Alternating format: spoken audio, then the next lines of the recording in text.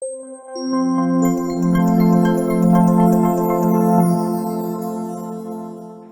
Tuhan, Shalom dan selamat malam untuk kita semuanya.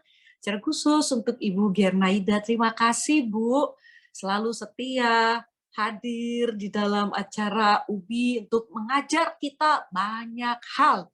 Ibu Gernaida yang sungguh-sungguh boleh malam ini kembali bersama kita juga akan membagikan apa yang sudah Tuhan taruh ya di hati Ibu, dan secara khusus malam ini dengan tema Finding Hope in Struggle.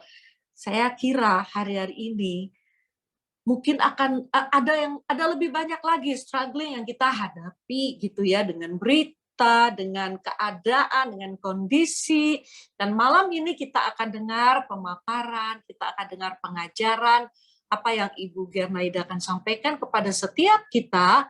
Dan saya percaya ini akan membuat kita bisa melewati semuanya, menemukan harapan itu dan berkemenangan. Amin, amin. Puji Tuhan. Saya tidak berlama-lama lagi, kita semua sudah mengenal Ibu, tentu saya tidak perlu lagi memperkenalkan gitu ya.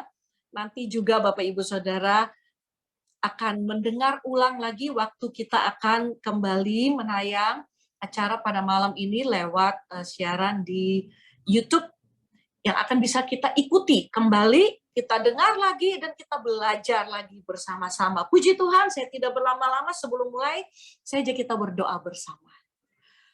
Bapa di dalam nama Yesus, kami mengucap syukur untuk malam ini di dalam Understanding Bible in Depth. Kami tahu Tuhan ada di tengah-tengah kami. Kami yang rindu untuk belajar, kami rindu untuk diperlengkapi, dan kami yang rindu mengerti kehendak Tuhan dalam hidup kami. Engkau kiranya memberkati malam ini. Secara khusus Ibu Gernaida yang sudah Engkau utus di tengah-tengah kami, Tuhan mengurapi, Tuhan memberkati. Kami berdoa acara malam ini berjalan dengan baik. Semua network, jaringan yang kami pakai lancar, tidak ada gangguan apapun. Segala hormat, pujian, syukur, kemuliaan kami kembalikan bagi nama Tuhan. Haleluya. Amin. Amin. Puji Tuhan. Silahkan Ibu Gernaida. Baik, terima kasih Bapak dengan Ibu Shirley, terima kasih untuk kesempatan boleh senantiasa bersama-sama dengan Bapak Ibu sekalian. Sesuai dengan tema yang akan kita bahas malam hari ini, sebetulnya kita belajar dari seorang tokoh ya, yang menghadapi banyak badai pergumulan di dalam kehidupannya. Nah, ini yang kita akan bahas di malam ini adalah Bapak Abraham. Jadi bagaimana Bapak Abraham ini menemukan senantiasa harapan-harapan baru di setiap sesi-sesi pergumulan kehidupannya. Nah, itu yang kita perlu belajar karena sudah ada contohnya, maka kita bisa membuat refleksi ya. Tentu saja pergumulan yang dihadapi oleh Bapak Abraham memang beda dengan yang kita hadapi sekarang ini, tetapi ada orang-orang yang sudah berhasil di dalam kehidupannya untuk menghadapi badai pergumulan. Oke, ini yang menjadi, saya mulai dari belakang sengaja dari kitab Ibrani. Dia dengan jelas dikatakan gini, karena iman maka Abraham taat ketika ia dipanggil untuk berangkat ke negeri yang diterimanya menjadi milik pusakanya. Lalu ia berangkat dengan tidak mengetahui tempat yang ia tujui. Karena iman, ia diam di tanah yang dijanjikan itu seolah-olah di suatu tanah asing, dan di situ ia tinggal di kemah dengan Ishak dan Yakub yang turut menjadi ahli waris janji yang satu itu. Sebab ia menanti-nantikan kota yang mempunyai dasar, yang direncanakan dan dibangun oleh Allah. Masih ada ayat-ayat berikutnya, tetapi kita melihat di sini bahwa pengakuan dari penulis kitab Ibrani, Abraham ini menjadi role model di dalam ketaatan, dalam melaksanakan panggilannya, sekalipun dia tidak mengetahui tempat yang dia tuju. Kata-kata yang sangat bagus karena iman, ia diam di tanah yang dijanjikan itu seolah-olah suatu tanah asing. Nah ini kadang-kadang nggak enak ya menjadi orang asing. Nah tetapi di sisi yang lain, ia masih menanti-nantikan kota yang mempunyai sebuah pondasi yang dirancang dan dibangun oleh Allah sendiri. Nah jadi dia melihat jauh ke depan, visinya itu sangat jauh, lebih daripada usianya. Sekali lagi, visinya jauh melebihi dari usia Abraham sendiri. Nah, jadi kalau kita lihat siapa itu Abraham, jelas Abraham ini adalah patriark Israel atau leluhur Israel. Abraham itu dikategorikan sebagai tokoh yang penting di dalam perjuangan iman. Nah, paling tidak begini Bapak dengan Ibu, setting kehidupannya Abraham, dia adalah orang Ur Kasdim. Tempat kelahiran, di mana keluarganya ada, identitas sosialnya ada, bangsanya juga ada. Tetapi dari Ur Kasdim, dia disuruh oleh Tuhan pindah, dan Haran itu menjadi tempat persinggahan sementara. Tetapi di persinggahan sementara itu dia kehilangan orang tua dan saudaranya. Kemudian dia sampai di negeri Mesir, ini menjadi ujian bagi ketahanan dirinya, ketahanan iman, kelaparan, ujian bagi keluarganya sendiri. Tetapi juga di tanah Kanaan tetap ujian itu tetap berlangsung, karena ujian iman justru ketika dia pun ada di tanah Kanaan. Jadi setiap sesi di dalam tempat persinggahan, di dalam hidupnya itu selalu ada ujian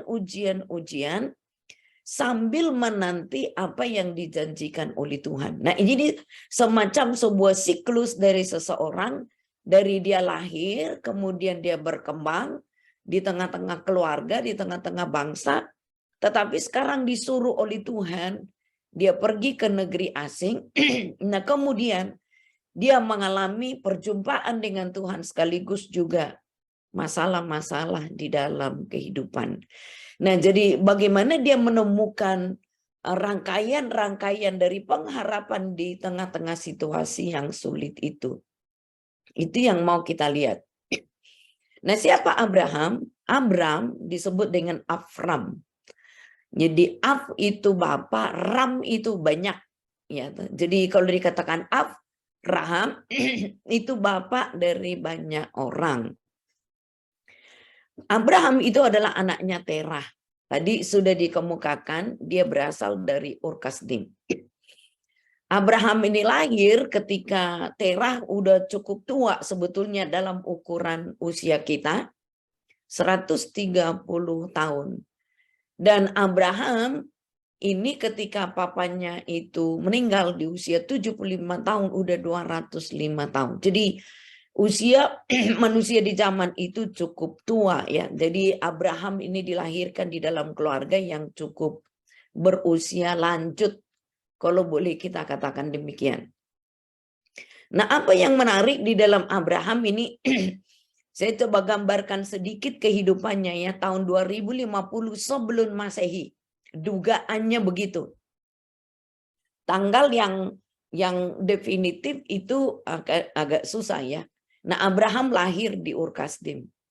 Tahun 2000, ini sebelum Masehi ya, Bapak dengan Ibu, jadi kita harus mundur ke 3000 tahun yang lalu. Nah, 4000 tahun yang lalu. Nah, Abraham menikah dengan Sarai. 1975 Firaun menginginkan Sarah. Nah, ini sudah setting yang ada di Mesir. Tetapi Tuhan mengingatkan Firaun. Tahun 1974 Abraham kembali ke negeri Kanaan. 1965 Abraham menikah dengan Sarah dalam pengertian peneguhan di dalam pernikahan mereka ya, setelah setelah melewati badai yang ada di Mesir. Nah, kemudian kalau kita lihat di 1948 itu Abram itu sudah menyambut Ishak. Nah, kemudian 1946 Abram mengusir Hagar dan Ismail. Kemudian 1914, nah Abram mempersembahkan Ishak di Gunung Moria. Kemudian 1891, nah Ishak menyambut kelahiran Yakub dengan Esau. Nah, Abraham meninggal sekitar 1875 di usianya yang sudah cukup tua. Jadi ini adalah sebuah siklus kehidupan yang dialami oleh Abraham. Nah, sekarang kita melihat apa yang terjadi dengan Abraham. Di dalam kitab Kejadian pasal yang ke-12, jelas dikemukakan bahwa Tuhan mengikat perjanjian dengan Abraham. Dan berfirmanlah Tuhan kepada Abraham, pergilah dari negerimu dan dari sanak saudaramu dan dari rumah bapamu ini ke negeri yang akan aku tunjukkan kepadamu. Aku akan membuat engkau menjadi bangsa yang besar dan memberkati engkau serta membuat namamu masyhur. Dan engkau akan menjadi berkat. Aku akan memberkati orang-orang yang memberkati engkau dan mengutuk orang-orang yang mengutuk engkau. Dan olehmu semua kaum di muka bumi akan mendapat berkat. Nah, jadi ini adalah perjanjian yang Tuhan berikan kepada Abraham. Ini sebuah perjanjian yang besar, tetapi bagaimana Abraham menggenapinya, itu yang perlu kita lihat. Karena ini adalah bentuknya perintah. Pergilah dari sanak saudaramu. Jadi Abraham mesti memenuhi perintah yang diberikan oleh Tuhan. Apa itu? Nah, Abraham harus meninggalkan negerinya. Ur Kasdim, tentu saja ini adalah perkara yang tidak mudah. Seseorang sudah senang berdiam di negerinya, tidak ada gejolak sosial kala itu, kelihatannya aman-aman saja, tetapi juga pergi meninggalkan sanak saudara. Jadi komunitas yang lebih kecil, negeri itu bangsanya, kemudian sanak saudara, keluarga besarnya, dari rumah bapamu. Ini keluarga yang lebih kecil. Nah, apa yang Tuhan katakan adalah pergi ke mana? Nah, ini sesuatu yang aneh, ke negeri yang ditunjukkan Tuhan kepadanya. Di mana? Negeri itu tidak tahu. Nah, jadi ini adalah pemanggilan untuk sebuah ikatan perjanjian. Nah, tetapi di ujungnya itu ada sesuatu yang kurang pasti. Nah, tetapi di dalam perjanjian itu jelas bahwa Abraham itu memperoleh berkat-berkat. Berkat apa yang diperoleh oleh Abraham? Nah, ini yang perlu kita lihat, ada berkat-berkat yang disediakan Tuhan kepada Abraham, yaitu berkat yang tidak diperoleh oleh orang lain. Jadi ada beberapa hal yang kita bisa lihat di dalam berkatnya Abraham, itu adalah berkat untuk berkat untuk sebuah bangsa dengan memiliki hakikat gini. Perjanjian Abraham tadi di dalam Kejadian pasal 12 ayat 1 dengan 3 ini adalah perjanjian yang tak bersyarat, unconditional. Jadi ini perjanjian yang sangat unik dari Tuhan yang punya perjanjian kepada Abraham. Perjanjian ini sangat literal. Artinya kata-kata itu adalah kata-kata yang betul-betul digenapi di dalam kehidupannya Bapak Abraham. Perjanjian ini adalah perjanjian yang kekal. Jadi ada beberapa hakikat dari perjanjian kalau kita lihat di dalam Alkitab. Nah, tetapi apa yang dijanjikan oleh Tuhan kepada Abraham ini adalah sesuatu yang sangat spesial. Nah, Ibu Bapak sekalian, Abraham memulai apa yang disebut dengan patriarki Israel. Nah, itu zaman bapak-bapak atau nenek moyang Israel. Yang selalu dikatakan Abraham, Ishak, dan Yakub. Jadi generasi ketiga dan generasi keempat. Jadi ini sangat penting di dalam konsep berpikirnya orang Ibrani, bahwa ikatan perjanjian sampai ke generasi ketiga, generasi keempat, nah itu baru mengalami klimaks daripada sebuah perjanjian. Kalau kita lihat Abraham mengikat perjanjian di dalam beberapa ayat, misalnya Kejadian 12, Kejadian 15. Nah, tetapi keturunannya juga memiliki perjanjian yang memiliki kemiripan, atau kalau boleh saya katakan pengulangan perjanjian. Demikian juga dengan Yakub. Dia diulangi lagi perjanjian yang belum selesai digenapi di dalam masa atau di dalam hidupnya Abraham. Jadi pengulangan perjanjian ini sampai keseluruhannya digenapi. Makanya tadi dikatakan sifatnya perjanjian ini adalah perjanjian yang kekal, everlasting, di dalam sejarah kehidupan manusia. Abraham kalau kita lihat Bapak dengan Ibu tadi di dalam Kejadian pasal yang ke-12 ayat 1 dengan 3 itu jelas sekali janji mengenai keturunan, yaitu menjadi bangsa yang besar. Nah, ini menjadi unik karena ketika mereka keluar dari Ur Kasdim, tentu saja belum bisa disebutkan sebagai bangsa. Hanya anggota keluarga, beberapa anggota keluarga yang pindah dari Ur Kasdim ke negeri yang dijanjikan oleh Tuhan. Tetapi dalam skop yang jauh itu disebut namanya termasyur. Nama masyur itu biasanya dikaitkan dengan sebuah otoritas atau kuasa dari nama yang bersangkutan. Memang kalau kita lihat di dalam sejarah kehidupan orang percaya sampai kepada gereja, Abraham selalu disebut dengan Bapak orang percaya. Namanya memang termasyur bukan saja bagi orang Yahudi, bagi kekristenan, termasuk juga bagi kawan-kawan yang beragama Muslim.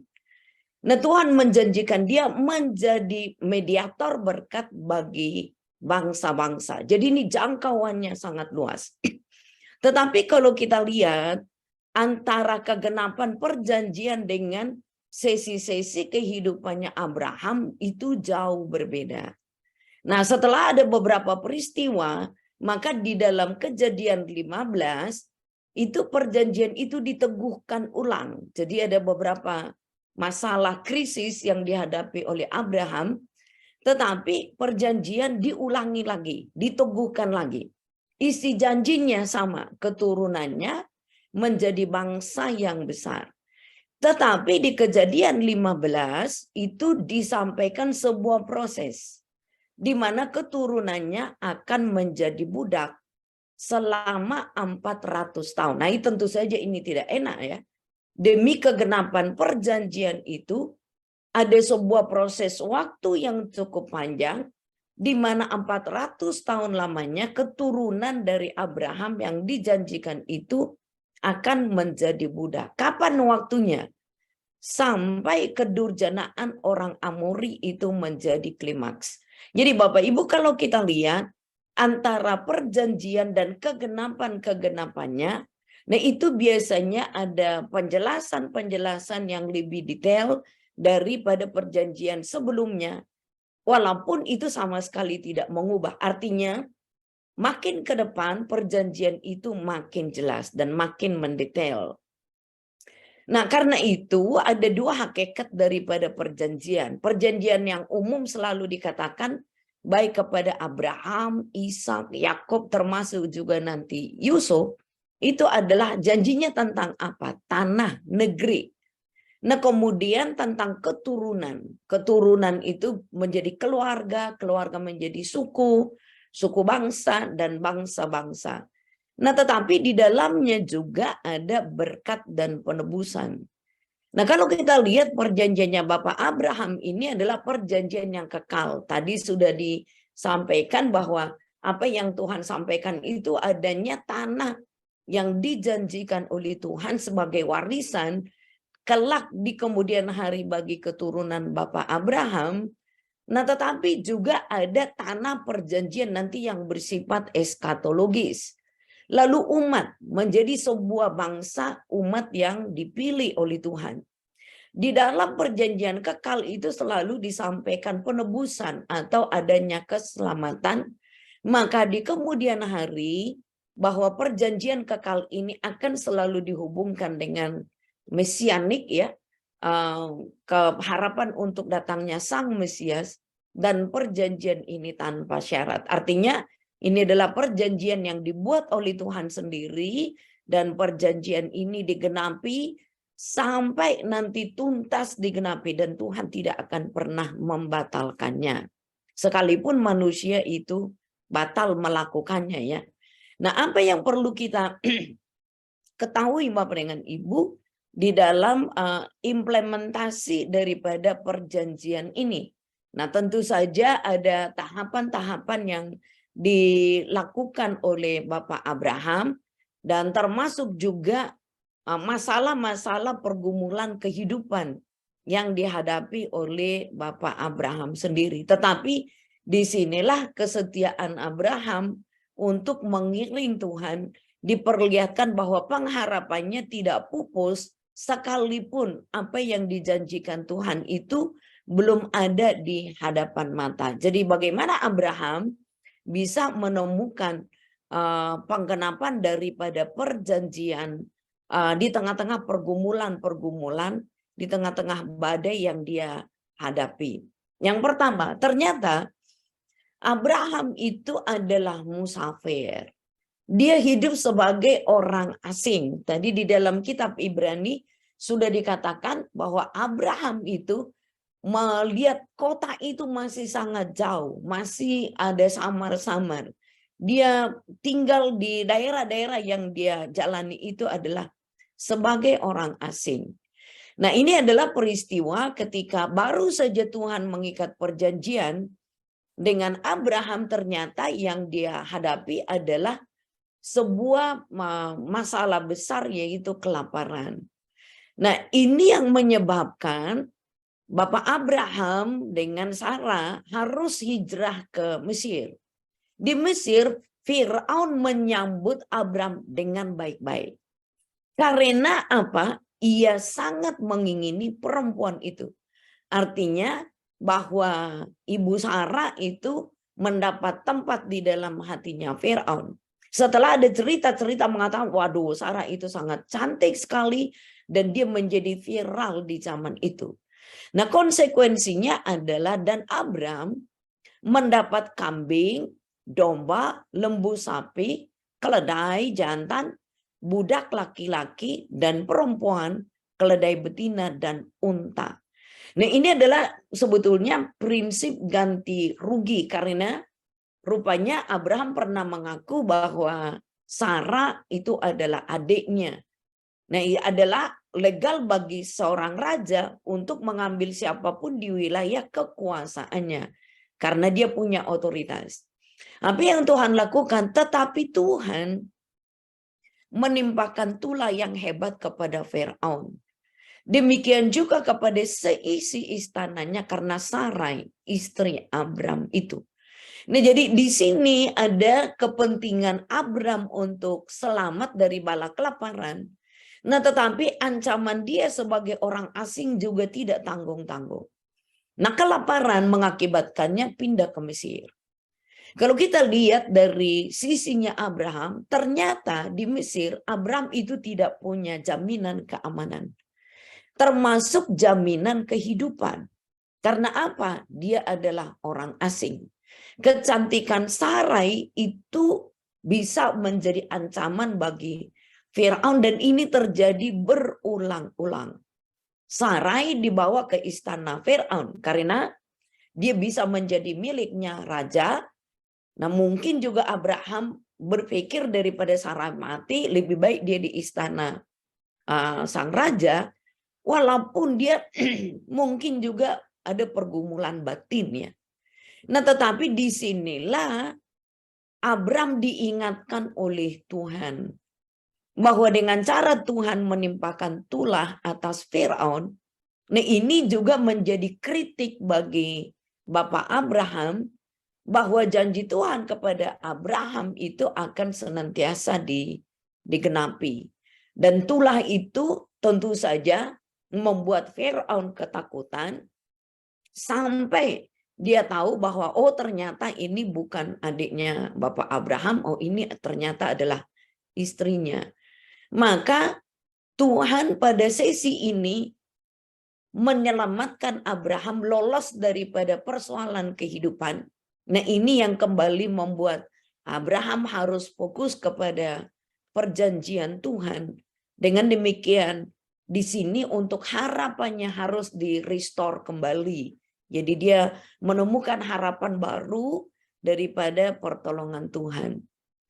Nah, kita lihat setelah masalah Sarai dengan Firaun, kemudian Abraham meninggalkan negeri itu. Dan dia mulai beranjak memasuki daerah Kanaan. Nah, tetapi setelah Abram itu menjadi kaya, di dalam pasal 13 dikatakan, adapun Abram sangat kaya, banyak ternak, perak, dan emasnya. Tentu saja tadi ada ganti rugi daripada Firaun. Nah, tetapi Abram adalah seorang pekerja keras, maka dia menjadi sangat kaya, ternaknya banyak, perak dan emasnya juga banyak. Tetapi kita jangan lupa bahwa Lot bersama-sama dengan dia. Rupanya ada persoalan antara pelayan-pelayan atau gembala-gembala kambing domba di antara Lot maupun Abraham. Itu sebabnya Abraham menawarkan sebuah solusi agar para pelayan-pelayan ini, peternak-peternak ini, gembala-gembala ini tidak ribut. Nah, lalu tawaran itu disampaikan oleh Bapak Abraham bahwa negeri itu terlalu luas untuk mereka diami dan Lot boleh memilih. Alkitab mengatakan begini di pasal yang ke-13 ayat 10, lalu Lot melayangkan pandangannya dan dilihatnya lah bahwa seluruh lembah Yordan banyak airnya. Ini negeri yang kering, seperti taman Tuhan, seperti tanah Mesir, sampai ke Zoar. Hal itu terjadi sebelum Tuhan memusnahkan Sodom dan Gomora. Alkitab mengatakan bahwa Lot memilih memang lembah yang banyak air. Nah, tentu saja menyimpan kekayaan alam, apalagi mereka adalah peternak, ini menjadi daerah yang pasti dicita-citakan, daerah yang sangat subur. Nah, Bapak dengan Ibu, kalau kita lihat apa yang terjadi pada Abram. Nah, orang yang beriman, yang memiliki pengharapan, kalau kita lihat di pasal 13, Abraham itu rela memberi. Dia sebagai orang tua, mestinya berhak sebagai yang pertama untuk menentukan bagian dari dirinya. Tetapi ternyata kalau kita melihat kekayaan yang dimiliki oleh Abraham, itu memperlihatkan sikap tamak daripada ponakannya Lot. Nah, Abraham rela mengalah demi Lot. Nah, ini sebuah sikap yang sangat-sangat luar biasa, yang tidak mudah ya kita temui sekarang ini, di tengah-tengah ketamakan dan keserakahannya ponakannya, dia rela untuk memberikan, ada kebesaran jiwa. Nah, tetapi Abraham tetap fokus kepada janji Tuhan dan dia mulai membangun mezbah. Nah, dia di sesi ini pun harapannya Abraham itu dibaharui. Tuhan mengatakan bersiaplah jalani negeri ini menurut panjang dan lebarnya. Sebab kepadamu lah akan kuberikan negeri ini. Jadi finalitas negeri itu bukan untuk Lot sebetulnya. Untuk Abraham. Nah, tetapi dia rela untuk meninggalkan lembah yang subur itu bagi keponakannya. Dikatakan sesudah itu Abram memindahkan kemahnya dan menetap di dekat-dekat pohon tarbantin di Mamre, dekat dengan Hebron. Lalu didirikannya lah mezbah di situ bagi Tuhan. Nah, di tengah-tengah kekayaan dan terjadinya perpisahan, ini bukanlah sesuatu yang enak bagi Abraham. Nah, karena terjadi perpisahan dengan keponakannya. Tetapi bagi Abraham sendiri, sekarang dilatih oleh Tuhan untuk melihat bahwa janji itu adalah untuk Abraham. Harapannya, imannya kembali fokus kepada Tuhan. Dan dia melatih diri di dalam beribadah. Dia membangun mezbah bagi Tuhan. Nah, ini adalah sebuah keputusan yang sangat baik sekali di tengah-tengah kerelaan, kehilangan secara materi. Nah, tetapi dia memilih yang terbaik untuk beribadah kepada Tuhan. Apa yang dilakukan oleh Abraham?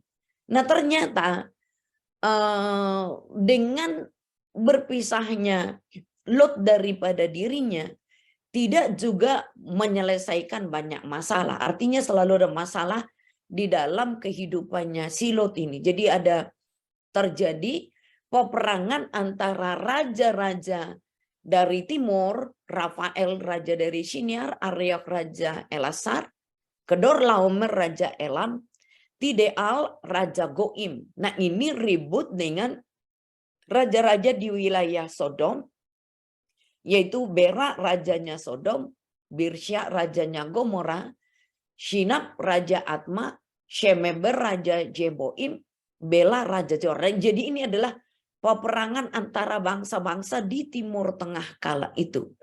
Nah, Lot posisinya adalah di daerah Sodom. Pada kenyataannya dalam perang ini, Sodom dengan teman-temannya ditaklukkan oleh Kedorlaomer. Jadi di satu saat, ketika Kedorlaomer menguasai mereka dalam waktu yang cukup lama, ada pemberontakan dari raja-raja Sodom dan sekitarnya, tapi tetap kalah. Nah, ketika Abraham mendengar bahwa anak saudaranya tertawan, maka dikerahkannya lah orang-orangnya yang terlatih. Yakni mereka yang lahir dari rumahnya, di rumahnya 318 orang banyaknya, lalu mengejar musuh sampai ke Dan. Nah, ini respon daripada Bapak Abraham ini sangat cepat sekali. Walaupun ponakannya cenderung rada oportunis, nah dia rada tamak begitu, tetapi ketika Lot ikut tertawan bersama dengan raja-raja Sodom dan Gomora, nah Abraham tidak tinggal diam, dia melakukan sesuatu. Nah, dia membawa pasukan untuk berperang dan mereka akhirnya menang. Di bawahnya lah kembali segala harta benda yang sempat dijarah oleh Kedorlaomer, juga Lot anak saudaranya itu, serta harta bendanya dibawanya kembali. Demikian juga perempuan-perempuan dan orang-orangnya. Di sini kita melihat bahwa Bapak Abraham tidak fokus kepada kelemahan daripada Lot. Nah, ternyata Lot ini membuat dia susah hati berulang-ulang di dalam perjalanan kehidupan. Nah, berulang-ulang pun dia melakukan upaya penyelamatan bagi Lot, termasuk nanti doa-doanya Lot, doa-doanya Abraham bagi Lot. Nah, tetapi di sini pun Abraham tetap membangun solidaritas. Nah, ini hanya orang-orang yang memiliki pemikiran yang sangat tenang, pemikiran yang damai, yang harapannya bagi Lot pun itu jauh ke depan. Jadi memang Bapak Abraham ini adalah pribadi yang sangat hebat sekali. Nah, apa yang dilakukan oleh Abraham selanjutnya? Abraham itu adalah orang yang takut Tuhan. Ketika Abraham berhasil untuk menaklukkan raja-raja di wilayah Sodom dan Gomora, tetapi juga menaklukkan Kedorlaomer. Nah, terjadi perjumpaannya dengan Melkisedek. Melkisedek adalah Raja Salem. Dan dia membawa roti dan anggur. Ia adalah seorang imam Allah yang maha tinggi. Lalu ia memberkati Abraham, katanya diberkatilah kiranya Abraham oleh Allah yang maha tinggi, pencipta langit dan bumi, dan terpujilah Allah yang maha tinggi yang telah menyerahkan musuhmu ke dalam tanganmu. Lalu Abraham memberikan kepadanya 1/10 dari semuanya. Nah, jadi ketika dia sudah menang berperang, raja-raja di Sodom sebetulnya meminta untuk Abraham itu boleh melakukan apapun, lalu boleh membagi jarahan, terserah. Nah, tetapi Abraham katakan tidak, sebab nanti takutnya kemenangan yang diperoleh Abraham itu gara-gara bantuan dari musuh-musuh. Nah, tetapi dengan tiba-tiba munculnya Melkisedek, imam besar Allah yang maha tinggi, ini adalah ungkapan yang sangat spesifik bagi keimaman perjanjian lama, karena nanti keimaman Melkisedek ini hanya digenapi di dalam diri Tuhan Yesus Kristus. Jadi dia memberikan 1/10. Jadi Abraham tahu kepada siapa dia harus mempersembahkan sesuatu. Dan ketika dia menang di dalam peperangan, dia tidak lupa diri. Dia tahu bersyukur. Dan dia tahu kepada siapa dia harus mengabdi. Jadi membawa persembahan kepada ya Allah yang maha tinggi. Jadi ini sesuatu sikap yang sangat baik sekali. Ketika dia dalam terdesak, dia tetap ingat Tuhan. Ketika dia menang di dalam peperangan, juga dia ingat kepada Tuhan melalui pemberian persembahan kepada Melkisedek. Nah, ujian baru yang dihadapi oleh Abram itu adalah dia katakan begini kepada Tuhan. Datanglah firman Tuhan kepada Abram dalam suatu penglihatan. Jangan takut Abram, akulah perisaimu, upahmu akan sangat besar. Abram menjawab, ya Tuhan Allah, apakah yang akan engkau berikan kepadaku? Karena aku akan meninggal dengan tidak mempunyai anak. Dan yang akan mewarisi rumahku ialah Eliezer orang Damsyik itu. Jadi kalau kita lihat di sini, Abraham juga memiliki pertanyaan yang serius kepada Tuhan. Setelah dia menikmati perjalanan kehidupan, kesulitan, kesukaran, termasuk juga kesuksesan dalam menaklukkan raja-raja di Timur Tengah kala itu. Tapi dia punya pertanyaan, Tuhan, ini gimana dengan aku? Ada juga terselip keraguan daripada Abraham terhadap dirinya. Ada sedikit juga putus asa, ntar juga yang mewarisi rumahku itu adalah hambaku Eliezer orang Damsyik itu. Kadang-kadang Abraham juga melihat bahwa keadaan tidak sesuai dengan apa yang diharapkan. Tetapi datanglah firman Tuhan kepadanya demikian, orang ini tidak akan menjadi ahli warismu, melainkan anak kandungmu, dialah yang akan menjadi ahli warismu.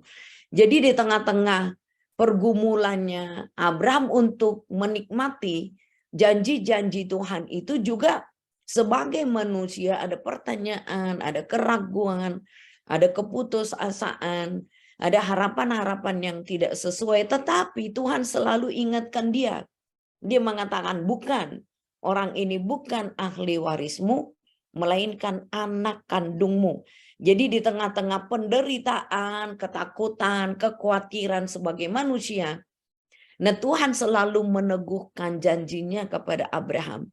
Sebab keturunan Abraham sendirilah yang menjadi ahli waris janji. Nah ini menjadi dasar bagi Abraham kembali lagi menemukan energi baru dan harapan baru di dalam kehidupannya. Tetapi siklus berikutnya lagi bermasalah dengan Abraham. Nah, Abraham itu berhadapan dengan Hagar tentu saja. Jadi Hagar dan Ismail itu merupakan buah dari kedagingan. Nah, ini sebetulnya atas usul daripada Ibu Sarah. Abram menghampiri Hagar, lalu mengandunglah perempuan itu. Ketika Hagar tahu bahwa ia mengandung, maka ia memandang rendah akan nyonyanya itu. Jadi ini ada polemik di dalam keluarganya Bapak Abraham. Setelah lama menunggu, nah warisan janji itu di dalam lahirnya seorang anak, itu tidak digenapi, maka secara kultur, budaya, nah Ibu Sarah itu menawarkan Hagar. Nah Hagar ini adalah budaknya Ibu Sarah yang biasanya akan dipersiapkan untuk melahirkan anak baginya. Tetapi sikapnya Hagar ini di luar dugaan. Karena dia memandang rendah nyonyanya ketika dia baru saja mengandung. Nah, ini terjadi ketegangan antara Sarah dengan Hagar, juga dengan Abraham. Nah, itu sebabnya Hagar ini ditindas oleh Sarah, karena Abraham katakan, silakan, dia adalah budakmu, engkau boleh melakukan apapun. Tapi di tengah-tengah pergumulan itu, malaikat Tuhan berjumpa dengan Hagar. Dikatakan gini, dari mana engkau dan kemana engkau? Kembalilah kepada nyonyamu, biarlah engkau ditindas di bawah kekuasaannya. Lagi kata malaikat Tuhan itu kepadanya, aku akan membuat sangat banyak keturunanmu, sehingga tidak dapat dihitung karena banyaknya. Karena apa? Kalau kita lihat Bapak Abraham itu sudah diberkati oleh Tuhan dengan perjanjian menjadi bangsa yang besar. Jadi anak-anak yang dilahirkan oleh Hagar juga menjadi bangsa yang besar. Tetapi kita perlu menggarisbawahi itu adalah buah dari kedagingan. Sebab apa? Budak itu tidak sama dengan nyonya. Artinya Hagar itu tidak bisa menggantikan kedudukannya Ibu Sarah. Budak juga bukanlah ahli waris perjanjian, karena berulang-ulang Tuhan mengatakan bahwa Abraham akan memiliki keturunan. Tapi berkat materi bagi keturunan secara daging itu boleh. Tapi ahli waris janji hanyalah orang yang dipilih oleh Tuhan. Nah, kemudian di sisi yang lain masih nyangkut lagi dengan Lot ini, hukuman dan keselamatan. Doa syafaatnya Bapak Abraham untuk Sodom. Nah, jadi Lot nih kembali lagi membawa persoalan di dalam kehidupannya Abraham. Ketika Tuhan mengatakan bahwa Sodom dan Gomora akan dibinasakan, nah, Abraham sendiri membuat argumentasi dengan Tuhan, dengan tawar-menawar dengan Tuhan. Sampai pada akhirnya dia katakan, Tuhan, janganlah kiranya murka kalau aku berkata sekali lagi, sekali ini saja. Sekiranya 10 didapati di sana, firman-Nya aku tidak akan memusnahkannya karena yang 10 itu. Lalu pergilah Tuhan, dan setelah ia selesai berfirman kepada Abraham, kembalilah Abraham ke tempat tinggalnya. Nah, jadi ada pemberitahuan bahwa Sodom dan Gomora itu akan dibinasakan. Tapi biar bagaimanapun, bahwa Abraham tetap mengasihi Lot. Nah, apa yang dilakukan oleh Tuhan setelah proses itu, tentu saja bahwa Sodom dan Gomora itu dibinasakan dan Lot itu diselamatkan oleh Tuhan. Ini narasi yang disampaikan oleh Alkitab. Demikianlah pada waktu Allah memusnahkan kota-kota di lembah Yordan dan menunggang balikan kota-kota kediaman Lot, maka Allah mengingat kepada Abraham, lalu dikeluarkannya lah Lot dari tengah-tengah tempat yang ditunggang balikan itu. Di sini pun Abraham menemukan belas kasihan Tuhan, anugerah dari Tuhan, walaupun kelihatannya dia ngotot untuk keselamatan bagi kota itu, nah tetapi Lot tetap diselamatkan oleh Tuhan. Nah, bagaimana pengalaman ini juga memberikan kekuatan iman kepada Abraham untuk tetap percaya kepada Tuhan. Nah, ini tentu saja narasi yang sangat menarik di dalam Alkitab. Kembali lagi, bahwa setelah peristiwa itu Sarah kembali menjadi ujian bagi Abraham. Di dalam kitab Kejadian pasal yang ke-20, nah Abraham mengatakan bahwa si Sarah ini adalah saudaranya. Ini setting lokasi yang berbeda, yaitu Abimelek di Gerar. Kalau tadi itu adalah Raja Firaun di Mesir. Nah, tetapi kasusnya terulang lagi. Pada waktu malam datanglah Allah kepada Abimelek dengan suatu mimpi serta berfirman kepadanya, engkau harus mati oleh karena perempuan yang telah kau ambil itu, sebab ia sudah bersuami. Jadi kasus seperti terjadi di Mesir ini juga diulangi ketika dia ada di Gerar, bersama dengan Raja Abimelek. Nah, kemudian apa yang terjadi? Abimelek juga mengembalikan ibu Sarah, dan kemudian dia memperoleh pemulihan nama baik, namun dia meminta tolong supaya Abraham berdoa bagi Abimelek. Lalu Abraham berdoa kepada Allah dan Allah menyembuhkan Abimelek dan istrinya dan budak-budaknya perempuan. Sehingga mereka melahirkan anak, sebab tadinya Tuhan telah menutup kandungan setiap perempuan di istana Abimelek karena Sarah, istri Abraham itu. Jadi berulang-ulang cerita seperti ini terjadi. Jadi Sarah itu sebagai istri sekaligus juga menjadi ujian bagi Abraham.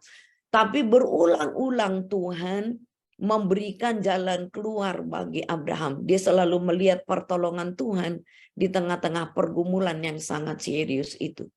Nah, kemudian kembali lagi, ujian yang sangat berat itu adalah anak perjanjian antara dia mau memilih menyerah atau memilih taat. Jadi ketika Tuhan sudah memberikan Ishak kepada Abraham, tentu saja disambut dengan gembira. Tetapi Tuhan berfirman lagi, ambillah anakmu yang tunggal itu, yang engkau kasihi, yakni Ishak. Pergilah ke tanah Moria dan persembahkanlah dia di sana sebagai korban bakaran pada salah satu gunung yang akan kukatakan kepadamu. Nah, ini tentu saja tidak enak ya. Tetapi karena Abraham memilih taat, apa yang Tuhan lakukan? Nah, Tuhan menyediakan korban pengganti. Di ayat yang ke-14 dikatakan, dan Abram menamai tempat itu Tuhan menyediakan. Sebab itu sampai sekarang dikatakan orang di atas gunung Tuhan akan sediakan. Apa yang kita lihat adalah bahwa ketika dia kembali lagi sudah menerima anak yang dijanjikan oleh Tuhan yang cukup lama pada masa tuanya, ternyata antara iman dan ketaatan itu mesti seirama. Kemudian kasih kepada Tuhan lebih daripada apapun yang dimiliki oleh Abraham. Yang terbaik yang dia miliki ya pasti harta yang paling yang baik yang dimiliki adalah anak. Ternyata itu adalah milik Tuhan.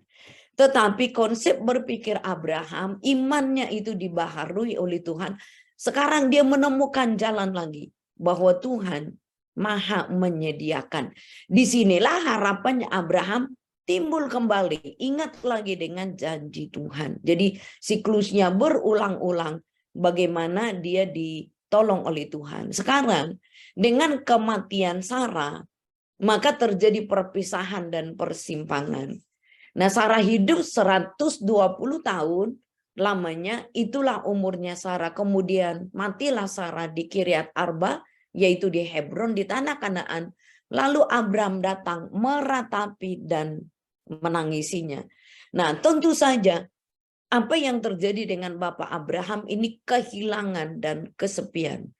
Nah, Abram harus membeli ladang Makpela sebagai kuburan bagi Sarah. Jadi dia tidak mau istrinya dikubur di tempat yang tidak baik, tempat sengketa, walaupun sebetulnya penduduk kala itu boleh mengatakan dia Tuhan pakai aja, boleh menggunakan tanah yang mana saja, tetapi dia membelinya dan ini di kemudian hari menjadi pekuburan bagi keluarga Abraham. Nah, kematian merupakan akhir kehidupan sementara, tetapi di sini setelah kematian daripada Ibu Sarah ini, maka Bapak Abraham masih menikahi keturunan dan menghasilkan keturunan dari daging. Mereka diberikan warisan materi, nah tetapi sekali lagi warisan perjanjian hanya bagi orang yang dipilih oleh Tuhan. Jadi ini menjadi titik balik juga di dalam kehidupannya Bapak Abraham. Nah, kematian Sarah membuatnya menjadi kehilangan dan kesepian. Dan kalau kita lihat prestasi Abraham setelah ini memang makin merosot. Nah, kalau kita lihat apa yang dijanjikan oleh Tuhan itu adalah Ishak. Nah, secara sederhana Ishak itu mewarisi apa yang dijanjikan oleh Tuhan kepada bapaknya Abraham. mengenai keturunan, mengenai tanah, mengenai kelimpahan. Nah, jadi apa yang dijanjikan kepada Bapak Abraham itu kembali diingatkan kepada Ishak. Demikian juga keturunan generasi berikutnya kepada Yakub. Yakub juga diberikan perjanjian tanah yang gemuk, tanah yang subur, yang melimpah-limpah. Bangsa-bangsa akan takluk kepadamu, jadilah tuan atas saudaramu. Kebalikannya kepada Esau yang menganggap enteng perjanjian yang sudah diikat oleh Tuhan kepada leluhurnya. Dan di sini dikatakan bahwa tanah-tanah yang gemuk itu akan jauh daripada Esau. Engkau menjadi hamba bagi adikmu. Tadi Yakub, engkau menjadi tuan atas saudaramu. Nah, di sini menarik bagi Esau, tetapi akan terjadi kelak. Apabila engkau berusaha sungguh-sungguh, maka engkau akan melemparkan kuk itu dari tengkukmu. Jadi dia boleh menikmati juga perjanjian yang diberikan oleh Tuhan kepada Abraham. Nah, ini akhirnya Abraham mencapai 175 tahun, lalu ia meninggal. Ia mati di waktu telah putih rambutnya, tua dan suntuk umur, maka ia dikumpulkan kepada kaum leluhurnya. Dia dikuburkan di tempat pekuburannya Sarah juga. Jadi siklus kehidupan daripada Abraham, dia mewariskan harapan-harapan juga kepada keturunannya, dan dia mewariskan perjanjian yang menjadi landasan dari keturunannya percaya kepada Tuhan. Ada 3 hal penting yang kita bisa simpulkan adalah bahwa anugerah itu adalah hak prerogatifnya Tuhan sendiri. Pemilihan di mana Tuhan menyatakan diri, menyatakan pewahyuan kepada orang-orang yang dipilihnya termasuk kepada Abraham. Iman, nah di mana dia boleh berharap. Ternyata di sisi yang lain senantiasa memperlihatkan kelemahan-kelemahan dari sisi manusia. Tetapi di dalam kelemahan inilah manusia bisa menaruh seluruh harapannya itu kepada Tuhan. Nah, itu yang saya bisa sharing bagi kita malam hari ini. Selamat berjuang dan menemukan harapan baru senantiasa di dalam Tuhan. Oke, saya tutup sampai di sini, Ibu Shirley, supaya kita bisa diskusi. Terima kasih. Puji Tuhan, terima kasih Ibu Ger. Malam ini luar biasa. Bapak Ibu Saudara, sebelum saya masuk di sesi berikut, mungkin saya mau ingatkan lagi nanti acara malam ini akan kita tayang, akan kita sebarkan lagi di YouTube channel GBI City Tower, dan kita bisa dengar ulang. Mungkin ini sepintas saja, belum terlalu nangkep ya. Kita baru dengar aja begitu, terus sekali, tapi nanti dengar lagi. Malam ini luar biasa tentang journey, sebuah perjalanan dari Abraham. Banyak sekali ya. Tadi saya capture juga beberapa supaya saya punya catatan lagi. Tapi nanti lihat lagi bahwa tadi Ibu Ger menyampaikan fokus pada perjanjian dengan Tuhan. Begitu. Ayo saya ajak kita juga malam hari ini untuk setiap kita tidak sekedar menjadi pemercaya Kristus, pengikut Kristus, atau mungkin mostly dari kita yang hadir di Zoom malam ini, kita ini para pelayan Tuhan seperti itu. Mari bergerak, mari berjalan di dalam iman. Dan tadi disampaikan sama Ibu Gernadi bahwa iman yang diperbaharui. Jadi iman yang dibaharui, karena iman kita juga bisa lemah, mungkin juga beberapa orang hilang karena bertukar seperti itu. Dan mari kita terus sama-sama belajar, kita memperlengkapi diri. Journey Abraham begitu luar biasa, sangat luar biasa. Ya, ada Lot, ada even Sarah, ada dia bertemu juga dengan banyak orang, dia bertemu dengan Abimelek, dia bertemu juga dengan di dalam peperangan, dia harus hadapi banyak hal, dan ternyata kita tahu bahwa perjanjian Tuhan terhadap dia tetap terjadi oleh karena imannya yang diperbaharui. Oke, Ibu Ger, tadi sedikit aja dari saya mengulangi. Saya mau masuk di sesi ya pertanyaan dari semua yang hadir di sini sudah mengirim beberapa pertanyaan kepada saya. Ada pertanyaan begini, semua orang pasti punya struggle, pasti hadapi struggle dalam hidupnya. Ini pertanyaannya seru nih. Tapi kok kelihatannya anak-anak Tuhan punya struggle yang lebih berat ya dari orang lain. Padahal kan kita nih melayani Tuhan, berdoa, beribadah, mungkin dibanding dengan mereka yang biasa-biasa saja atau yang bahkan tidak melakukan seperti apa yang kita lakukan. Ibu Ger bisa jelaskan atas pertanyaan ini. Silakan Bu Ger.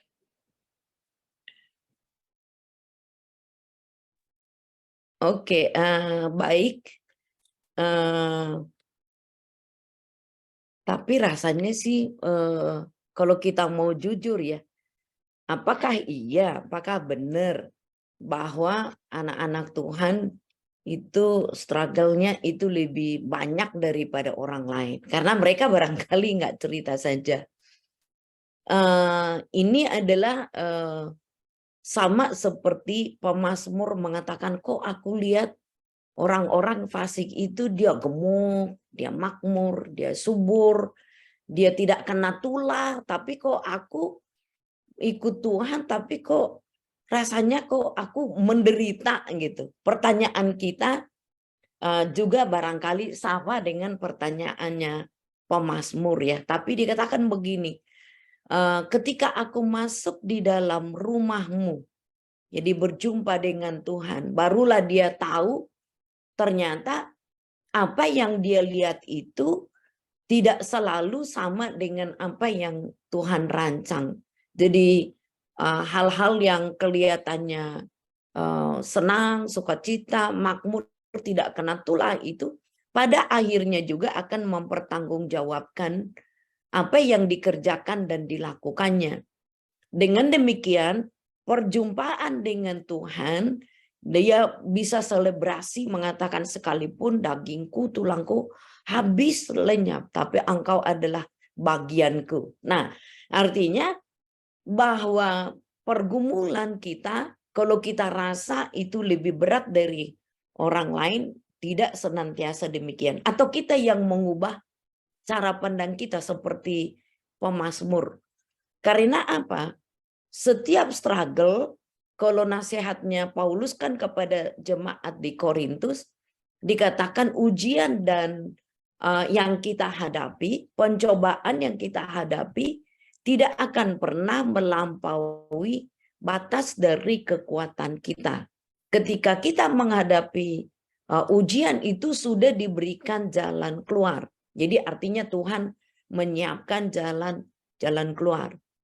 Nah, kalau toh pun, sekali lagi pikiran kita positif, kalau toh pun struggle yang kita hadapi lebih banyak daripada yang lain, berarti Tuhan mau kita ujiannya lebih berhasil. Nah, suksesnya lebih berhasil. Nah, artinya apa? Kalau ujiannya makin berat, berarti tuntutannya kan berat. Biasanya ujian yang berat levelnya juga itu akan lebih tinggi. Jadi kalau yang kita hadapi lebih banyak daripada orang lain, ingatlah kita sedang dituntun oleh Tuhan untuk naik kelas. Jadi kalau naik kelas itu kan lebih bagus ya. Jadi makin banyak masalah dan pergumulannya, maka kita akan dituntun oleh Tuhan kepada kemenangan yang gemilang. Nah, yang penting adalah kita tetap di dalam Tuhan, percaya Tuhan, jangan sampai kita mempersalahkan Tuhan. Nah, itu saran dari saya, Ibu Shirley. Oke, terima kasih Bu Ger. Jadi yang mengirim pertanyaan kepada saya ini mungkin juga mewakili setiap kita yang ada mungkin sementara di dalam pergumulan, lalu kita membandingkan dengan orang lain. Ingat tadi Bu Ger bilang, coba lihat di Mazmur, hatiku dagingku habis lenyap, bagianku tetap Allah selama-lamanya. Ingat pesan dari Paulus untuk Korintus, di jemaat Korintus seperti tadi disampaikan, tidak melebihi, ya, supaya kita semua lulus ujian. Ayo katakan amin. Ujian yang kita hadapi pasti Tuhan bersama kita. Amin. Bu Ger, ada pertanyaan berikut gitu ya. Ini bagaimana membedakan dalam menghadapi pencobaan, dalam menghadapi tekanan gitu ya, bisa membedakan ini kita di bawah perasaan kita sendiri dengan hati yang sungguh-sungguh berharap kepada Tuhan. Ini bagaimana menyikapi ini, bagaimana kita bisa membedakan perasaan kita kepada Tuhan dan bagaimana perasaan kita menghadapi masalah yang sedang ada. Oke, baik. Tentu saja kan gini, ketika kita menghadapi masalah dan pergumulan, kita tidak bisa memisah antara, oh kalau begitu tubuh kita aja yang mengalami kesulitan, tentu saja tidak ya. Perasaan kita juga, emosi kita juga, pikiran kita juga. Nah ini kan kita adalah satu paket begitu ya. Jadi bagaimana kita bisa membedakan ini hanya sekedar emosi sesaat saja. Nah kita kalau lihat dari Abraham ya, ada hal yang baik juga yang diperlihatkan oleh Alkitab ketika Abraham pun kan terjebak di dalam sisi kemanusiaan. Di mana itu ketika dia lebih menuruti keinginan daripada Ibu Sarah ya, untuk mempercepat janji daripada Tuhan. Nah, secara kultural, secara budaya itu memang hal biasa dilakukan di Timur Tengah. Tetapi itu bukan yang Tuhan mau gitu. Makanya jadi berulang-ulang, bukan dia, juga bukan Eliezer. Nah, itu adalah perasaan daripada Abraham. Aku tidak punya anak, aku tidak memiliki sesuatu, aku sudah berjuang. Jadi rasa frustrasi pun dihadapi oleh Abraham. Dia manusia biasa yang juga bisa bertanya kepada Tuhan, benarkah ini Tuhan? Boleh enggak ini? Dan perasaan-perasaan itu tentu saja Tuhan tahu. Tetapi Tuhan kembali mengingatkan bukan dari Eliezer, bukan dari keturunan hamba, tetapi dari keturunanmu sendiri. Nah, jadi artinya ketika kita pun bertanya ini masalah apa namanya daging atau enggak, Tuhan pun menuntun. Saya percaya bahwa Tuhan juga mengerti kita sebagai ciptaannya. Ada sisi-sisi humanitas kita yang membuat kita kadang-kadang menjadi lemah ya. Kita belajar daripada apa yang dikatakan oleh Yesus.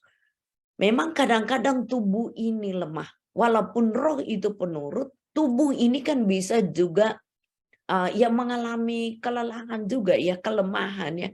Tetapi disitulah Tuhan datang menyapa kita. Nah, Paulus mengatakan gini, sebab apa yang aku tidak kehendaki itu yang aku lakukan.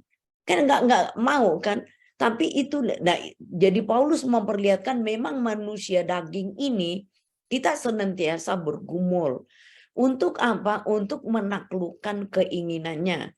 Jadi ketika dikatakan apa yang aku tidak kehendaki, tapi itulah yang justru aku lakukan. Nah karena itu ketika dia pun mengatakan begini, walaupun banyak penafsir berbeda ya, ada duri di dalam dagingnya yang membuat dia senantiasa lemah, mungkin ada penyakit, ada kelemahan yang lain. Tetapi Paulus bisa katakan gini, justru di dalam kelemahanku lah aku mendapat kasih karuniamu. Justru di dalam kelemahanku lah maka dia bisa melihat kasih karunia Tuhan itu berlimpah-limpah. Kita bukan robot, saya percaya itu. Nah, kita juga bukan apa namanya ya, malaikat juga kan, bukan kan ya. Kita manusia daging adanya. Nah, ketika sisi-sisi kemanusiaan, kedagingan kita itu menjadi dominan, nah memang kadang-kadang kan itu membawa iman kita menjadi lemah. Tetapi yang saya percaya adalah seperti tadi kepada jemaat di Korintus, Tuhan pasti menopang kita. Dia tidak akan, kalau kita adalah anak-anak Tuhan, sekalipun kita ada pada situasi yang nadir itu, pasti Tuhan memberikan jalan keluar untuk kita. Di situ pun kita diproses oleh Tuhan dan didewasakan oleh Tuhan. Setiap kita punya ujiannya masing-masing. Setiap kita punya cobaannya masing-masing. Dan ukurannya pasti Tuhan tahu. Dan ukurannya itu sudah didesain oleh Tuhan bahwa kita bisa menyelesaikannya. Nah, itu dari saya, Ibu. Oke, terima kasih Bu. Jadi ingat ya rekan-rekan semua, tadi disampaikan bahwa itu adalah sebuah proses dari Tuhan untuk kita didewasakan. Oke, Bu Giar, ada pertanyaan yang menarik nih yang dikirim ke saya. Seperti ini. Abraham kan pernah berbohong mengenai istrinya Sarah, ya. Pertanyaannya, apakah anak-anak Tuhan boleh berbohong demi buat kebaikan? Itu pertanyaannya. Silakan, Bu. Iya, betul. Jadi Abraham berulang-ulang juga berbohong itu. Nah, itu tadi itu. Oh, ternyata sisi kemanusianya. Nah, di Alkitab kita itu jujur loh memperlihatkan gitu. Jadi Abraham orang baik itu iya, tapi Alkitab itu terbuka juga untuk sisi-sisi kelemahannya si Abraham. Jadi ketika dia di Mesir dia kan bohong juga. Ya kan, dia bilang oh dia saudara saya, adik saya gitu. Karena apa? Itu kan ancaman orang asing di orang asing di negeri orang lain itu kan sangat riskan sekali. Jadi dia tidak punya hak hidup di negeri orang lain. Artinya orang Mesir mau apain dia pun itu boleh. Nah, kemudian secara hukum dia kan orang yang marginal ya. Tidak ada kekuatan hukum yang bisa bela dia. Nah, kemudian di sisi yang lain yang dia pertahankan ini adalah gini, saya mau hidup atau mati. Jadi ketika dia mengizinkan Sarah itu dibawa ke istana Firaun, ini di dalam keputusan gini, dia pro life. Dia lebih mengutamakan bagaimana Sarah ini hidup sekalipun dia ada di istana raja. Nah, jadi bohongnya dia ini adalah untuk pro life. Walaupun demikian kalau kita lihat di dalam Alkitab, Tuhan kan memperlihatkan kebohongannya Abraham. Justru karena dia bohong, maka ketahuan juga kan bagi Firaun, oh ternyata dia bukan adiknya, dia ternyata istrinya. Kenapa? Nah, begitulah cara Tuhan mendidik Abraham juga ya. Jadi Firaun itu disingkapkan oleh Tuhan. Tuhan menyatakan sesuatu kepadanya yang membuat dia ketakutan juga begitu. Nah, begitulah Tuhan menuntun Abraham. Walaupun ya Abraham diketahuan bohong itu ya ketahuan. Nah, kemudian ketika dia juga di Abimelekh kan kasusnya sama juga. Dia bohong juga. Nah, tetapi apalagi? Kembali lagi di Gerar dia adalah orang asing. Dia nggak punya hak hidup. Nah, jadi dia sudah punya pengalaman kelihatannya sebelumnya. Nah, lalu dikatakan, oh dia saudaraku. Nah, dengan cara apa? Dan dia untuk keselamatan daripada Sarah. Kembali lagi Tuhan mengingatkan, ayo lo Abimelekh kamu mati karena yang kamu ambil itu adalah istri orang. Nah, tapi disitulah rahasianya Tuhan ya. Apa yang terjadi dengan Firaun maupun dengan Abimelekh, kalau Firaun itu memberikan kepada Abraham semacam ganti rugi, namanya itulah semacam blessing tersendiri bagi Abraham ya. Kalau bukan tangan Tuhan ya nggak bisa ya.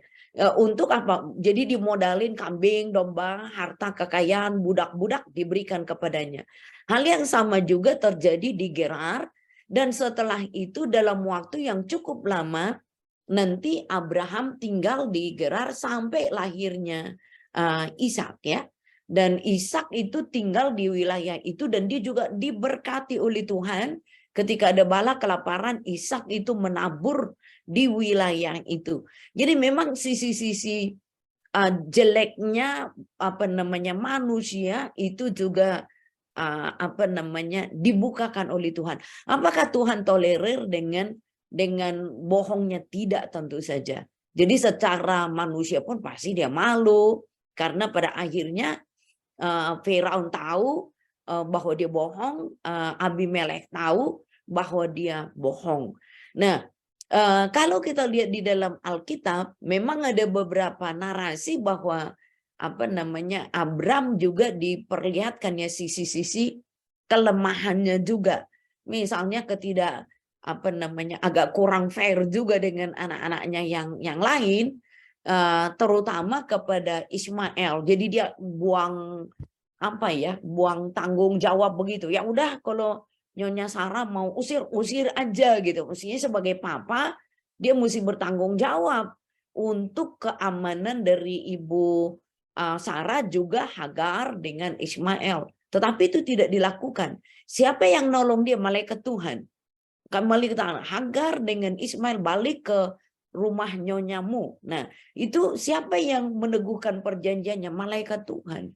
Jadi Abraham pun bukanlah orang yang sempurna, tetapi dia berkenan dipakai oleh Tuhan dalam kelemahannya, dalam kekurangannya.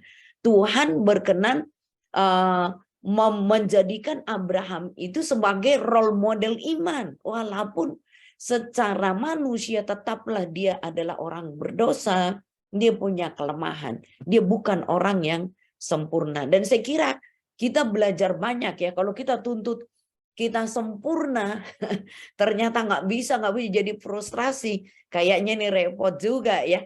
Jadi Tuhan memperlihat, oh ternyata betul kita punya kelemahan-kelemahan. Jadi kalau toh kita bisa melayani Tuhan betul-betul karena anugerah Tuhan. Tuhan bisa memunculkan sesuatu yang baik daripada kita walaupun kita ini penuh dengan kelemahan dan kekurangan. Begitu Ibu. Ya, puji Tuhan, terjawab ya untuk kita semua pertanyaan yang tadi. Memang ada kelemahan di dalam hidup kita oleh anugerah Tuhan. Tuhan terus berkenan atas kehidupan kita. Jangan lupakan itu. Oke, mungkin ini ada satu pertanyaan terakhir sehubungan dengan tadi Ibu Gernaida sampaikan tentang Ismail juga. Bahwa kita tahu apa yang terjadi oleh karena adanya Ismail dan keputusan Abraham seperti itu, sampai sekarang kita merasakan dampaknya, begitu ya, merasakan dampak dari terbuangnya Ismail pada saat itu ya, mungkin bahasanya seperti itu. Nah, pertanyaannya begini, apakah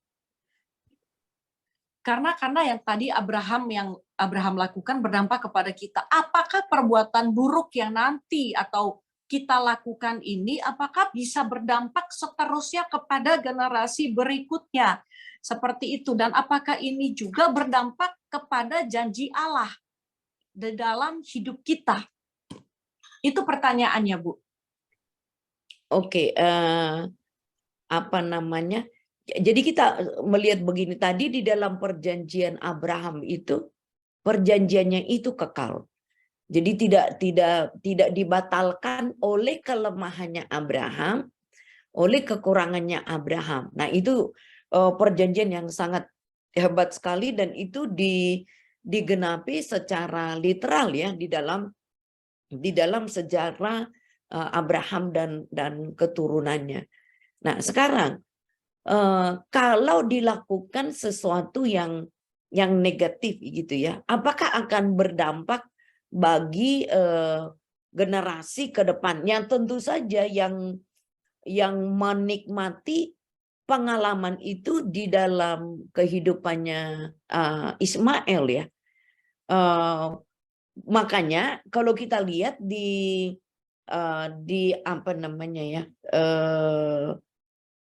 di pasal yang coba sebentar ya. Oke. Apa yang terjadi dengan Abraham dan anak-anaknya? Oke. Betul Ishak itu diberkati oleh Tuhan. Keturunannya tetap diberkati oleh Tuhan. Tapi di Kejadian 25 itu ada dampaknya nggak bagi anak-anak yang lain. Itu ada di ayat 5, Abraham memberikan segala harta miliknya kepada Ishak. Tetapi kepada anak-anaknya yang diperolehnya dari gundik-gundiknya, ia memberikan pemberian. Kemudian ia menyuruh mereka masih pada waktu ia masih hidup meninggalkan Ishak anaknya dan pergi di sebelah timur ke tanah timur. Jadi gini, Abraham tahu bahwa ahli waris perjanjian itu adalah Ishak, seperti yang berulang-ulang dikatakan oleh Tuhan. Abraham, apakah ada dampaknya kepada anak yang lain? Iya, anak-anak dari gundik-gundik itu tetap diberikan apa namanya ya pemberian, ya diberikan juga materi. Dan setelah itu anak-anak itu disuruh pergi ke tempat yang lain untuk berpisah daripada apa namanya Ishak. Nah, secara daging barangkali anak-anaknya ini ya bisa juga kecewa ya. Karena apa? Ishak begitu diistimewakan padahal mereka ini kan adalah anak-anak biologis daripada Bapak Abraham. Nah, ketika Abraham mati, nah Ismail udah pergi dengan saudara-saudaranya yang lain ya.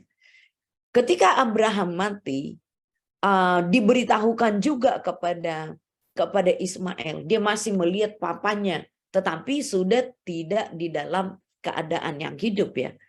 Nah, jadi dampak yang langsung itu adalah kepada anak-anak, kepada generasinya. Nah, tetapi kalau kita lihat dari apa namanya kacamata yang lain, nah ini berdampak sangat luar biasa karena apa?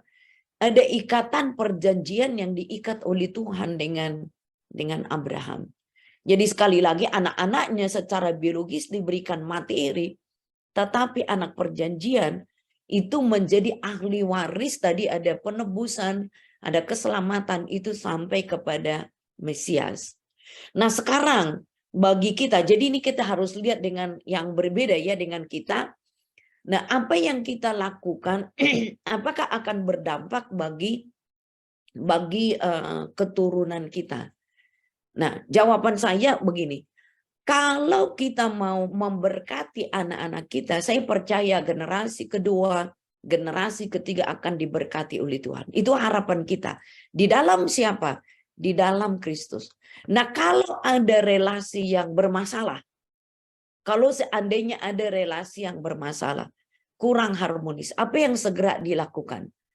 Nah, kita di dalam Kristus harus segera melakukan rekonsiliasi, pendamaian.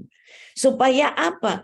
Kalau bibit-bibit yang negatif itu segera diputuskan. Jangan sampai apa namanya bergenerasi-generasi jauh sekali. Karena apa? Kita sudah berjumpa di dalam Kristus. Tentu saja berbeda dengan posisinya Abraham. Dari keturunannya datangnya Mesias. Tetapi pada kita sudah berjumpa dengan Mesias. Jadi kalau hal yang negatif kita lakukan, segera itu mesti diselesaikan. Artinya segera kalau ada dosa ya udah bertobat. Kalau ada rekonsiliasi yang tidak baik, ya kita segera rekonsiliasi. Disitulah kurban Kristus itu kita bisa nikmati. Jadi jangan sampai kepada cucu kita dan seterusnya. Nah, walaupun misalnya kalau ada hal-hal yang negatif, itu biasanya orang dalam sekejap itu ingat, tapi biasanya juga akan dilupakan. Tapi yang paling penting bagi kita adalah berdamai. Berdamai dengan misalnya anak, menantu, cucu, dengan rekan sekerja kita. Nah, karena apa? Kan korban Kristus berlaku untuk itu. Nah, sehingga kita jangan sampai katakan nanti seperti dunia nanti. Oh, ini berlaku hal negatif, apa namanya 7 turunan. Kita tidak boleh itu di dalam kekristenan. Jangan sampai. Karena apa? Korban Kristus itu cukup bagi kita. Dan korban itu sudah sempurna dilakukan oleh Tuhan. Jadi jangan, yang harapan kita, generasi kita harus lebih baik daripada kita. Anak cucu kita harus lebih baik daripada kita. Itu sebabnya teladan iman yang kita berikan contoh sekarang. Saya berharap dan saya berdoa supaya kepada anak cucu kita pun itu terus bisa terlaksana. Dan mereka ahli waris daripada janji yang Tuhan berikan kepada kita. Jadi mereka adalah warisan iman yang kita berikan sekarang. Begitu Ibu. Puji Tuhan, warisan iman. Tadi beberapa kali diulang oleh Ibu Ger atas pertanyaan yang terakhir ini. Rekonsiliasi, berdamai. Saya percaya kita hadir malam ini nggak cuma dengar penjelasan, ada pertanyaan, terus jawabannya begitu. Saya yakin ini untuk kita semua. Untuk kita semua, untuk kita praktekkan di keluarga kita, dengan sahabat kita, dengan tadi dikatakan mungkin rekan kerja, berdamai supaya apa yang tidak baik diputuskan, begitu ya Bu ya, supaya semua menikmati janji Tuhan. Di tengah-tengah masalah yang sedang kita hadapi, ada harapan di situ yang tersedia bagi kita, tetapi perhatikan belajar punya iman seperti Abraham yang disampaikan malam ini oleh Ibu Girnaida. Puji Tuhan, Ibu terima kasih banyak ya Bu, sudah hadir di tengah-tengah kita. Tuhan pakai Ibu lebih lagi, Tuhan berkati Ibu lebih lagi bersama dengan keluarga, dan atas nama pengembalaan di GBI City Tower, Pastor Heri dan semua tim yang ada, pengerja, kami ucapkan terima kasih. Oke, puji Tuhan, kita akan tutup pertemuan kita pada malam hari ini. Saja kita berdoa dan bersyukur. Bapa di surga, terima kasih untuk malam ini. Lewat hamba-Mu, Ibu Gernaida, Engkau mengingatkan dan mengajar kepada kami, membawa kami kembali, supaya kami hidup dengan iman yang diperbaharui, supaya kami berkemenangan di dalam setiap pergumulan kami, supaya kami tidak menjadi iri atau membanding-bandingkan hidup kami dengan orang lain, tetapi kami fokus pada perjanjian yang Tuhan sudah berikan bagi hidup kami. Dan kami tahu itu pasti digenapi. Roh Kudus menolong kami supaya kami hidup dan kami menang atas kedagingan kami. Kami tahu dalam kelemahan kami kuasa Tuhan menjadi sempurna. Berkat-Mu untuk Ibu Gernaida, Engkau memberkati hamba-Mu, keluarga besar yang ada pekerjaan, pelayanan. Engkau terus pakai hamba-Mu dengan luar biasa. Berikan kesehatan, kekuatan yang sempurna. Bagi setiap kami yang hadir, kami tahu kami terima berkat yang sama. Terima kasih Bapak, kami mengucap syukur malam hari ini di dalam sesi UBI, Understanding Bible in Depth, dan kami terima berkat Tuhan yang penuh, yang berlimpah, yang sempurna dari Bapa di dalam anaknya Yesus Kristus, Tuhan Juru Selamat kita, kepenuhan di dalam Roh Kudus, yang terus menuntun kehidupan kami menjadi serupa seperti Yesus hari lepas hari. Dalam nama Yesus kami bersyukur. Haleluya. Amin.